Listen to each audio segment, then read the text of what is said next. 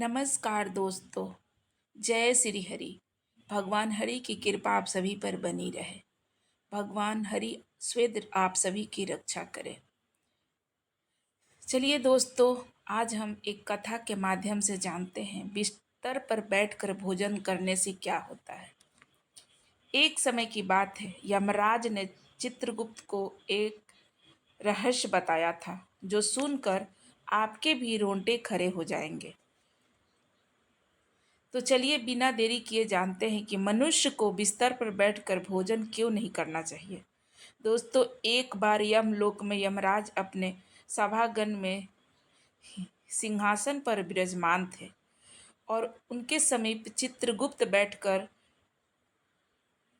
निर्मलता पूर्वक बात कर रहे थे। वार्तालाप के दौरान चित्रगुप्त ने यमराज से जिज्ञासा प्रकट की, हे प्रभु, कृपया करके मेरी कुछ शंकाओं का समाधान कीजिए। मनुष्य को भोजन किस प्रकार से करनी चाहिए? भोजन करने के लिए उचित दिशा और स्थान कौन सा है? किन स्थानों पर बैठकर भोजन नहीं करना चाहिए? भोजन से पूर्व क्या करना चाहिए और भोजन के बाद क्या करना चाहिए? किसके घर का भोजन नहीं करना चाहिए और किस स्थानों पर भोजन बैठकर करने से वायु कम होती है?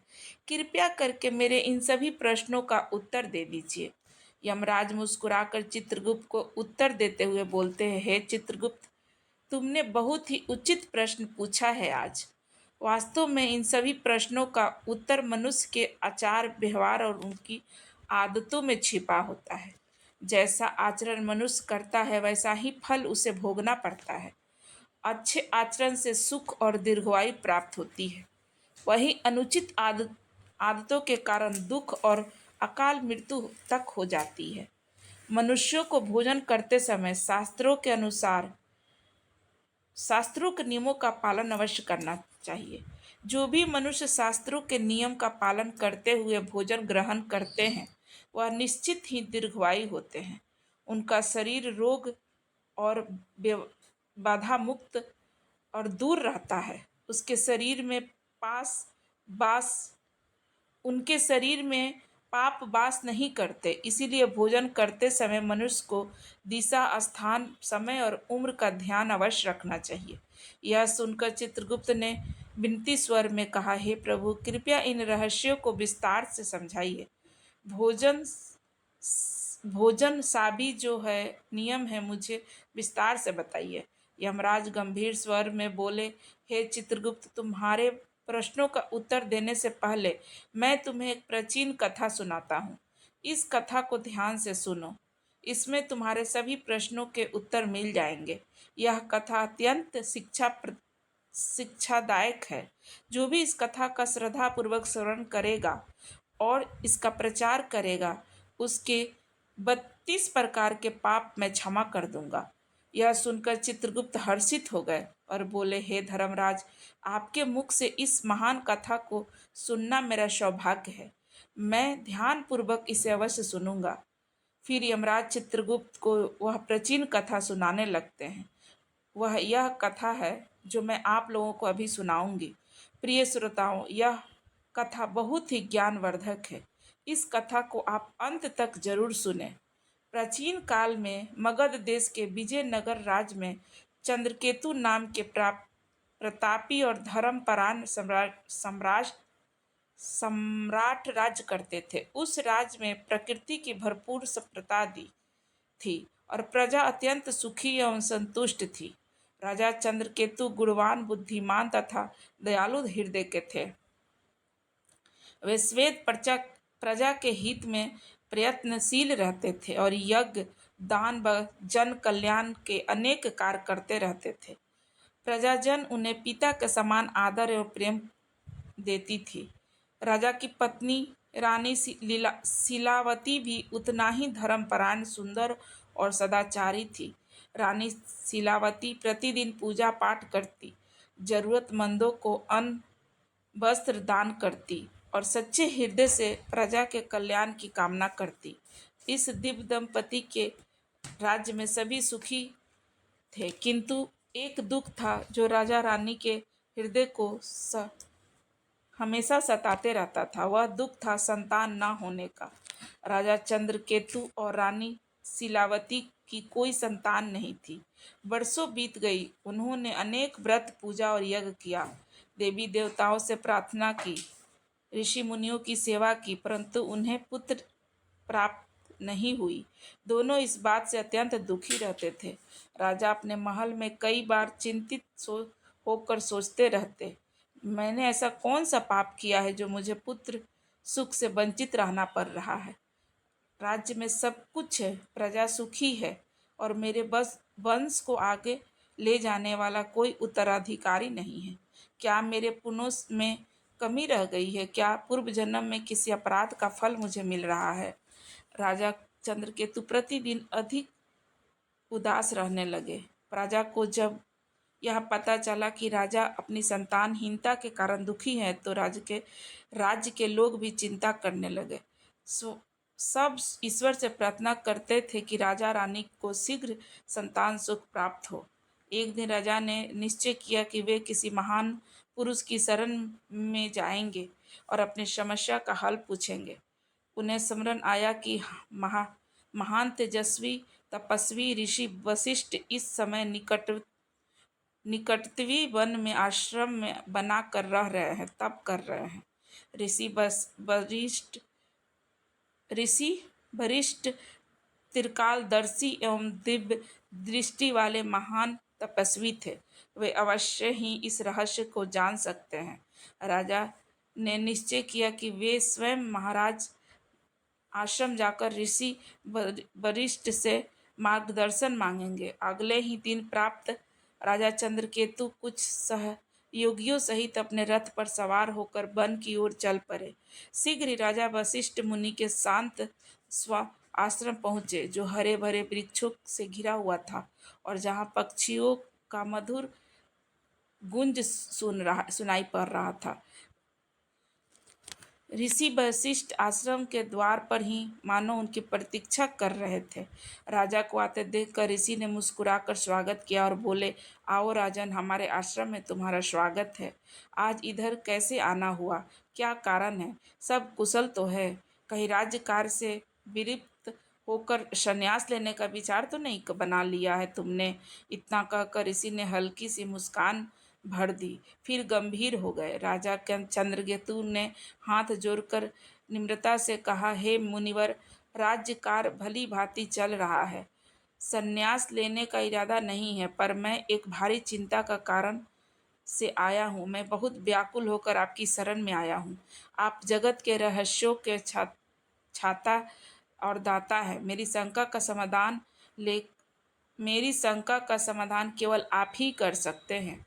ऋषि वशिष्ठ ने सहानुभूति भरे स्वर में पूछा, राजन, आप जैसे प्रतापी और धार्मिक राजा को भला किस बात का दुख हो सकता है? निश्चय ही आपकी प्रजा सुखी है, राज्य समृद्ध है। फिर भी यदि आपके मन में कोई शंका या कष्ट है तो निसंकोच होकर कहिए, मैं यथाशक्ति स्वयं सहायता करूँगा।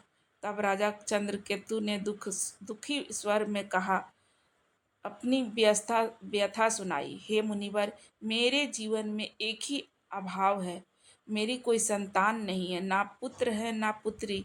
मैंने अनेक जग तप, तीर्थों के दर्शन किए, ब्राह्मणों को दान दिए, हर संभव प्रयास किया, किंतु भाग्य ने मुझे संतान सुख से वंचित रखा है।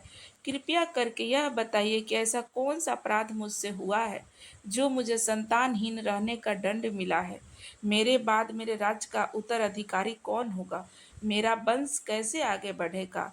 मेरे मन की पीड़ा दूर कीजिए महाराज, और यह भी बताइए कि संतान प्राप्ति के लिए मुझे क्या उपाय करना चाहिए। राजा की व्यथा सुनकर महर्षि वशिष्ठ ने कुछ पल के लिए आंखें बंद कर ली और अपनी दिव्य दृष्टि से राजा के पूर्व जन्म के कर्मों का निरीक्षण करने लगे। ध्यान मग्न अवस्था पर राजा की निगाह टिकी हुई थी। कुछ क्षण बाद वशिष्ठ मुनि ने आंखें खोलकर कहा, हे राजन, जो कुछ मैं बता रहा हूँ उसे धैर्य पूर्वक सुनो। आपके संतान ना होने का कारण आपके पूर्व जन्म के कर्म में छुपे हुए हैं।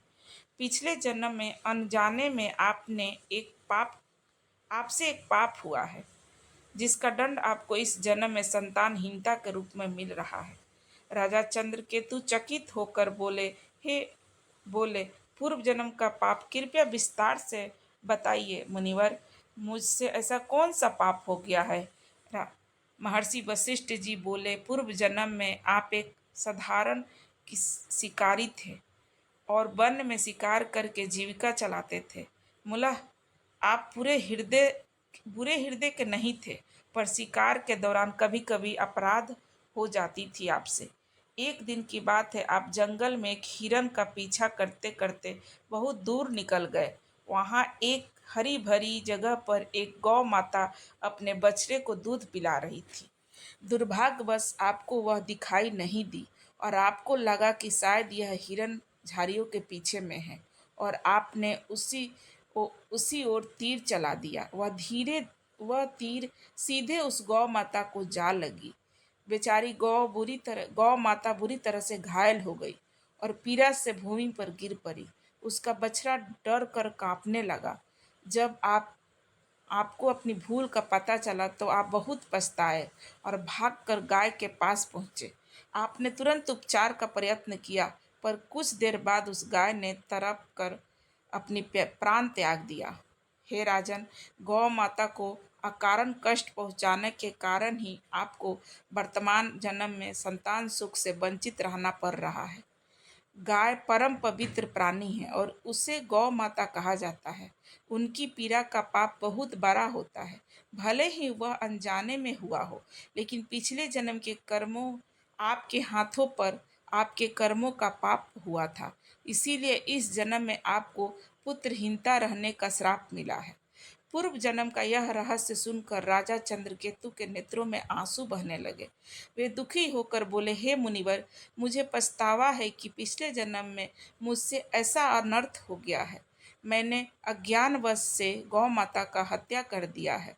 आप बताइए कि इस पाप से मुक्ति का कोई मार्ग है क्या? कोई प्रायश्चित है तो मैं कर सकता हूँ, तो आप मुझे बताइए कृपया करके। इस पाप से उबरने का कोई तो उपाय बताइए। ऋषि वशिष्ठ ने कोमल स्वर में कहा, हे राजन, हर पाप के हर पाप से प्रायश्चित द्वारा मुक्ति संभव है। यदि मनुष्य हृदय से प्रायश्चित करना चाहे, आपके अपने मामले में भी तो गौ माता प्रायश्चित करना चाहे, आपके मामले में भी तो उपाय है। गौ माता को गौ को कष्ट देने के प्रायश्चित स्वरूप आपको गौ सेवा करनी चाहिए। आप पूरी निष्ठा से गायों की सेवा करें। भूखे गायों को चारा पानी दें, गौशाला बनवाएं, बीमार गौ का उपचार करवाएं और गौ माता के प्रति प्रेम और भक्ति रखें। गौ सेवा से बढ़कर कोई पुण्य नहीं है। इसी इसी से आपके पूर्व जन्म के पाप का समाधान हो सकता है। राजा चंद्रकेतु ने महर्षि के चरण पकड़ लिए और कृतज्ञ से बोले, मुनिवर, आपने मेरी आंखें खोल दी। मैं अवश्य आपके बताए गए मार्ग का जरूर पालन करूंगा। गौ माता की सेवा करके ही मैं अपने पाप धोने का प्रयास करूंगा। ऋषि वशिष्ठ ने आशीर्वाद देते हुए राजा को विदा किया। राजा चंद्रकेतु आश्रम से लौटकर पूरी निष्ठा के साथ गौ सेवा में जुट गए। उन्होंने राज्य भर में गौशालाएं बनवाई और स्वयं प्रतिदिन गायों को देखभाल व पूजा करने लगे। रानी शीलावती भी गौ माताओं की सेवा में बराबर लगी रहती थी। उन्हें पूरा विश्वास था कि गौ माता के सेवा से उनका अंधकार जीवन का जो अंधकार है वो दूर हो जाएगा। कई महीनों तक नियंत्रण श्रद्धा पूर्वक गौओं की सेवा करने के बाद भगवान ने उनकी प्रार्थना सुनी। रानी शीलावती ने अत्यंत सुंदर एक पुत्र को जन्म दिया, जो बरसों बाद संतान सुख पाकर राजा रानी की खुशियों का ठिकाना न रहा।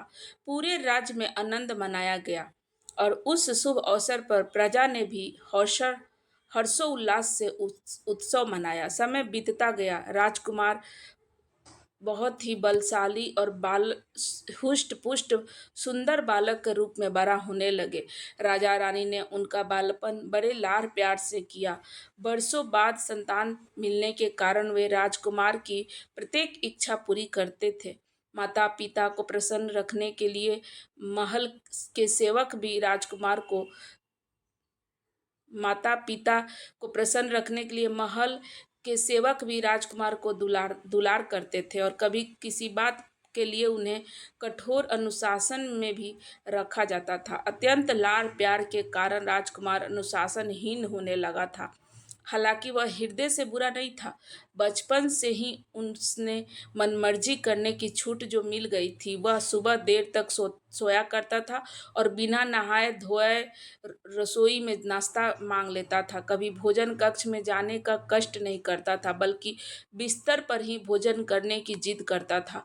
महल के दास दासी या सो या दास दासी ने सोने की थाली में तरह तरह के पकवान राजकुमार को सजाकर शयन कक्ष तक ले जाया करते थे।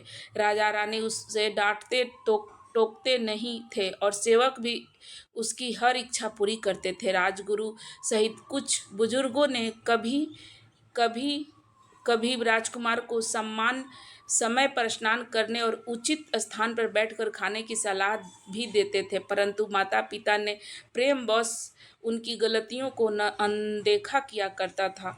रानी शीलावती भी बेटे की हर फरमाइश पूरी करती थी और चाहती थी कि उसका बचपन हंसी खुशी से बीते। इस प्रकार राजकुमार युवा किशोर अवस्था तक पहुंच आए। देखते देखते वह 16 बरस के हो गए। राजा चंद्रकेतु के मन में उन्हें अपने उत्तराधिकारी बनाना शुरू कर दिए थे, किंतु विधि को कुछ और ही मंजूर था। 16 बरस की आयु में ही राजकुमार अचानक एक गंभीर रोग से पीड़ित हो गए। राजवैद्यों ने इलाज में कोई कसर नहीं छोड़ी। दूर दूर से वैद्य बुलाए गए और यज्ञ प्रार्थनाएं भी की गई, किंतु कुछ भी कारगर नहीं हुआ। कुछ ही दिनों के भीतर दुर्भाग्यवश उस किशोर राजकुमार ने अपने प्राण त्याग दिए थे। इस अकस्मात वज्रपात से राजा रानी पर दुखों का पहाड़ टूट पड़ा और पूरे राज्य में शोक सा छा गया। इस घटना के बाद राजा चंद्रकेतु ने राजपाट छोड़ने का निर्णय लिया। उन्होंने अपने भतीजे को राज्य सौंप दिया और रानी शीलावती के साथ वन में ऋषि वशिष्ठ के आश्रम जा पहुंचे। वशिष्ठ ऋषि ने राजा रानी को अत्यंत शोकाकुल देखा तो स्नेहपूर्वक कारण पूछा। राजन अपने आपने इतने व्यथी क्यों हो? राजा चंद्रकेतु ने रोते हुए अपने पुत्र की अकाल मृत्यु की कथा ऋषि को सुना दी। तब ऋषि वशिष्ठ ने ध्यान लगाकर अपनी दिव्य दृष्टि से कारण जानने के बाद कहा, हे राजन, आपके पुत्र की वायु क्षीण होने का कारण उसने अपने ही आचरण में किया था। आपको पूर्व जन्म के पुण्य फल जो भी थे पुत्र की प्राप्ति हुई थी, किंतु आपके पुत्र ने बचपन से ही कुछ ऐसी अनुचित आदतें अपनाई जिसके परिणाम स्वरूप उसे अल्पवायु में ही मृत्यु का सामना करना पड़ा। आपका पुत्र प्रतिदिन बिना स्नान किए भोजन करता था और प्राय बिस्तर पर बैठकर ही भोजन करता था। जो मनुष्य बिना नहाए भोजन करता है उसकी वायु क्षीण होती जाती है, और जो मनुष्य बिस्तर पर बैठकर भोजन करता है उसके शरीर में विभिन्न प्रकार के रोग उत्पन्न होते हैं और उसके जीवन के भी असमय समाप्त हो जाता है असंग समाप्त हो जाता है जाने की आशंका रहती है। अनेक औषधियाँ और प्रयासों के बावजूद आपका पुत्र बचाया नहीं जा सका, क्योंकि उसकी देह उन अपवित्र आदतों का शिकार हो चुकी थी। ऋषि के इस वचनों ने राजा रानी की आंखें खोल दी। उन्होंने अपनी भूल का गहरा पश्चाताप हुआ और उन्होंने संसारिक मोह त्यागने का निश्चय किया। राजा चंद्रकेतु ने वही आश्रम में रहकर शेष जीवन तपस्या और भगवान के चिंतन में बिताया। रानी शीलावती ने भी राजसी राट पाट छोड़कर त्याग कर अपने पति के साथ सदा जीवन अपना लिया। इस प्रकार राजा रानी ने दुख से ऊपर उठकर धर्म के मार्ग पर शांति पा ली। कथा अनुसार यमराज ने चित्रगुप्त की ओर देखते हुए कहा, देखा चित्रगुप्त, जिस प्रकार मनुष्य की अपनी आदतें उनके जीवन को संवारती या बिगाड़ती है। राजा चंद्रकेतु जैसे पूर्णात्मा को भी अपने पुत्र की अकाल मृत्यु का दुख सहना पड़ा, क्योंकि उनके पुत्र ने गलत आदतों का पालन किया था। अतः प्रत्येक मनुष्य को सावधान रहना चाहिए, वह किस प्रकार का आचरण कर रहा है। मनुष्य को स्वेद भोजन करने से पूर्व शारीरिक शुद्धि कर लेनी चाहिए। अपने 5 अंग धोने, हाथ धोने, पैर धोने, मुखमंडल को अच्छी तरह से जल से धोना चाहिए। यदि संभव हो तो भोजन के पूर्व स्नान करके पवित्र होकर ही अन्न ग्रहण करना चाहिए। बिना स्नान किए भोजन करना वर्जित है, शास्त्रों में वर्जित है। ऐसा करना पशुओं जैसा आचरण माना जाता है और इससे वायु कम होती है। साफ सफाई के बाद ही मनुष्य को अन्न ग्रहण करना चाहिए। भोजन आरंभ करने से पूर्व मनुष्य को अन्नपूर्णा देवी तथा परमात्मा को स्मरण करके धन्यवाद देना चाहिए, जिनकी कृपा से यह भोजन प्राप्त हुआ है। साथ ही प्रार्थना करें कि संसार के अन्य सभी प्राणियों को भी आहार प्राप्त हो। इस प्रकार मन ही मन में ईश्वर को प्रणाम करके आदर पूर्वक भोजन करने से अन्न पवित्र रहता है और वह शरीर को पूर्ण पोषण देता है। भोजन करते समय बैठने का स्थान भी शुद्ध और उचित होना चाहिए। जमीन पर चरपाई बिछाकर पलथी मारकर बैठकर भोजन करना श्रेष्ठ माना जाता है। बिस्तर पर बैठकर भोजन करना अशुभ तथा स्वास्थ्य के लिए हानिकारक होता है। शैया पर अन्न ग्रहण करने से पवित्रता बढ़ती है और शरीर विभिन्न रोगों का घर बन जाता है। चित्रगुप्त 3 प्रकार का भोजन मनुष्य को कभी नहीं करना चाहिए। पहला, वह भोजन जिसके ऊपर से कोई व्यक्ति पैर रखकर चला गया हो या जिसे किसी ने लांग दिया हो। ऐसा अन्न अपवित्र हो जाता है और उसे खाने से उम्र घटती है। वह तरह तरह के रोग लाते हैं। उस भोजन को पशुओं को डाल देना चाहिए। दूसरा, वह भोजन जिसमें बाल, कीड़े या कोई अन्य अशुद्ध वस्तु गिर गई हो। यदि थाली के भोजन में बाल निकल आए तो समझ चाहिए कि वह अन्न त्यागने योग्य हो गया है। ऐसा अन्न न स्वयं खाए न किसी और को खिलाए। भगवान को भोग लगाना चाहिए और न खाए और न खिलाए, और भगवान को भोग जरूर लगाना चाहिए। ऐसे अशुद्ध अन्न को सात्विक लाभ प्राप्त समाप्त हो जाता है और प्रेत योनि के जीवन उनको उपयोग करना पड़ता है। तीसरा, वह भोजन जो किसी अन्न के लिए परोसा गया हो। याद रखे, कभी भी दूसरे का हिस्सा छीन कर नहीं खाना चाहिए। जो व्यक्ति दूसरे का भाग चुरा कर खाता है, बिना कांटे खुद खा लेता है, उससे अन्नपूर्णा देवी बिना बांटे खुद खा लेता है, उससे अन्नपूर्णा देवी रुष्ट हो जाती है। ऐसा करने से उसके पुण्य नष्ट हो जाते हैं और उनके जीवन में दरिद्रता एवं संकट आते हैं। अतः भोजन हमेशा सब में बांट कर खाना उचित पात्र को अर्पित करना चाहिए। उनके अतिरिक्त भोजन का अनादर कभी नहीं होना चाहिए। जूठा भोजन व्यर्थ इधर उधर ना फेंके, अन्न की बर्बादी ना करे। अन्न देवता की कृपा से ही जीवन चलता है, इसीलिए अन्न को आदर पूर्वक ग्रहण करे। जो मनुष्य इन नियमों का पालन करेगा वह स्वस्थ, निरोगी और दीर्घायु होगा। उसके जीवन में सुख समृद्धि बनी रहेगी और उसे अकाल मृत्यु का भय कभी नहीं रहेगा। मनुष्य के आचरण विचार ही उसके भाग्य का निर्माण करता है। अच्छे कर्म और सही आदतें उनके जीवन को सुखमय बनाती है, जबकि गलत आदतें जीवन को दुखमय और संक्षिप्त कर देती है। इसीलिए प्रत्येक व्यक्ति को अपने दैविक व्यवहार में पवित्रता और मर्यादा का पालन करना चाहिए। इस प्रकार यमराज ने चंद्रगुप्त को मनुष्य के आचरण विचार का अच्छी बुरी आदतों के संबंध में महत्वपूर्ण ज्ञान दिया।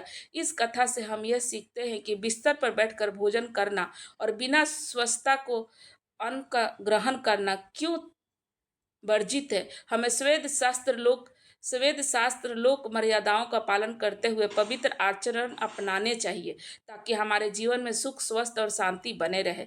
तो इस प्रकार से यमराज ने चंद्रगुप्त को अत्यंत महत्वपूर्ण ज्ञान दिया है। मैं उम्मीद करती हूँ कि आप लोगों को ये संवाद पसंद आया होगा। तो अगर पसंद आया तो मेरे चैनल को सब्सक्राइब करके वीडियो को लाइक ज़रूर करें और वीडियो को ज़्यादा से ज़्यादा शेयर करें। धन्यवाद मित्रों।